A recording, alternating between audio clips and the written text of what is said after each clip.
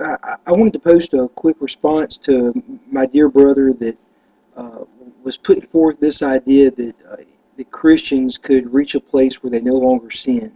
And I'm going to have to contend with you a bit here, brother, because the fact of the matter is, for you to have the position that a Christian can get to the place where they no longer sin, uh, you simply have to have too narrow of a view of sin.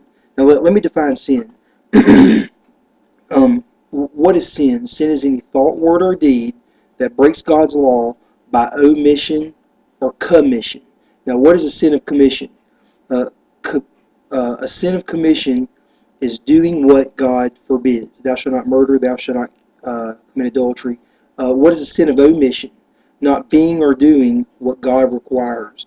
Now, I want to take a second and I want to unpack that. Okay, first off, we have it in the Ten Commandments, and we see this progressively through Scripture. We have the Ten Commandments where most of the commandments are in the negative, telling you what you shouldn't do. Thou shalt have no other gods before me. Thou shalt not bow down and worship other gods. Thou shalt not commit murder. Thou shalt not commit adultery. Commands to keep the Sabbath holy. Thou shalt not work on the Sabbath. But we see in the New Testament where Jesus perfects the moral law by stating in the positive. Uh, you should love your God with all of your heart, mind, soul, and strength, and you should love your neighbor as yourself.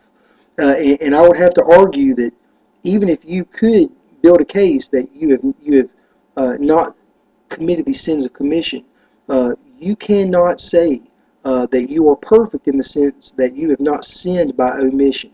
You have not perfectly kept the law of God. You have not loved your neighbor as yourself.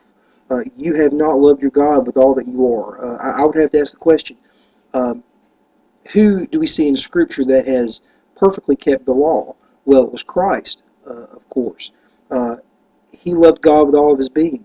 The question I would pose to you is, have you hated sin like Christ hates sin? Surely you would say no. Have you loved God's law as Christ loved God's law? You would not say that you have, I'm sure. I'm trying to initiate some dialogue here and trying to shed some light on this issue. I eagerly anticipate your response to these questions.